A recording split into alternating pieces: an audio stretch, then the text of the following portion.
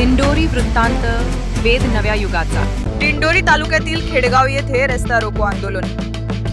दिंडोरी तालुक्यातील वणी ते पिंपळगाव रस्त्यावर खेडगाव चौफुली येथे आज शरद पवार गटाचे दत्तात्रय दादा पाटील यांच्या मार्गदर्शनाखाली रास्ता रोको आंदोलन करण्यात आले। यावेळेस कांद्याला हमीभाव मिळावा, ओला दुष्काळ जाहीर करावा व शेतकऱ्यांची कर्जमाफी व्हावी यासाठी शेतकरी मोठ्या प्रमाणात आंदोलनात सहभागी झाले होते।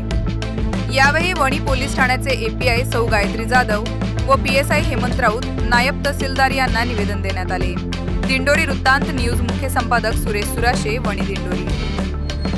आज वणी पिंपळगाव चौफुली येथे राष्ट्रवादी काँग्रेस पक्ष, शरदचंद्र पवार पक्ष यांच्या वतीनं व महाविकास आघाडीच्या वतीनं गेली सातत्याने दोन महिन्यापासून अतिवृष्टी झाल्यामुळे संपूर्ण शेती या ठिकाणी नापीक झाली।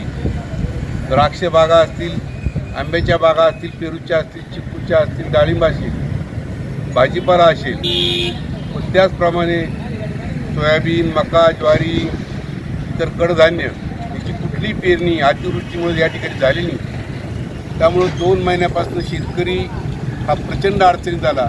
शेती संपूर्ण नापीक झाली आणि जिल्हा मध्यवर्ती बँक असेल, विविध कार्यकारी सोसायटी असतील, राष्ट्रीयकृत बँका असतील, या सातत्याने शेतकऱ्यांच्या जप्त्या त्या ठिकाणी करतायत। कर्जाचे सगळे तगादे त्या ठिकाणी लावतायत। शेतकरी त्या ठिकाणी परेशान झालेले आहे आणि आज द्राक्ष बागा पूर्णपणे अडचणी झालेल्या आहेत। द्राक्ष बागांमध्ये जे काही आज या परिसराची कृषी पंढरी म्हणून ओळखला जातो हा परिसर, याच्यामध्ये द्राक्ष हे महत्त्वाचं पीक असल्याने द्राक्षांचे पूर्णपणे या ठिकाणी नुकसान झालेले आहे आणि पाणी अतिशय पाणी पडल्यामुळं 600 मिलीलिटर पाऊस या ठिकाणी पडला। त्यामुळे या भागातील संपूर्ण द्राक्ष शेती उद्ध्वस्त झाली, शेतकरी अडचणीत आलेला आहे। आणि शासनाने स्वतः घोषित केल्याप्रमाणे निवडणुकीच्या अगोदर जर महायुतीचं सरकार आलं तर फडणवीस सरकारने डिक्लेअर केलं होतं की आम्ही शेतकऱ्यांची कर्जमाफी त्या ठिकाणी करू, शेतकऱ्यांची वीज माफी त्या ठिकाणी करू, परंतु कुठलीही माफी त्या ठिकाणी केली नाही। शेतकऱ्यांच्या तोंडाला त्या ठिकाणी पानं पुसण्यात आले, शेतकऱ्यांची फसवणूक त्या ठिकाणी झालेली आहे आणि आज शासनाने फसवलं आणि निसर्गाचं आसमानी आणि सुलतानी संकट या ठिकाणी शेतकऱ्यावरती आल्यामुळं शेतकरी पूर्णपणे हवालदिल झालेले आहेत। आदरणीय पवार साहेबांनी जशी कर्जमाफी मागच्या काळात 72,000 कोटीची केली होती, त्याप्रमाणे सरसगट सर्व शेतकऱ्यांना या ठिकाणी या शासनाने कर्जमाफी करावी।